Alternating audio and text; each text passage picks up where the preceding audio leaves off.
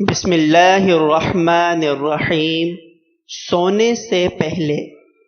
حضرت ابو ہریرہ رضی اللہ تعالی عنہ سے روایت ہے کہ حضور اکرم صلی اللہ علیہ وسلم نے ارشاد فرمایا، جب تم میں سے کوئی شخص سونے کے لیے اپنے بستر پر لیٹے تو پہلے اسے جھاڑ لے، اس لیے کہ اسے معلوم نہیں ہے کہ بستر پر کیا کچھ ہے، ممکن ہے کوئی تکلیف دہ چیز ہو۔ اس کے بعد اپنی دائیں کروٹ پر لیٹے اور یہ الفاظ کہے،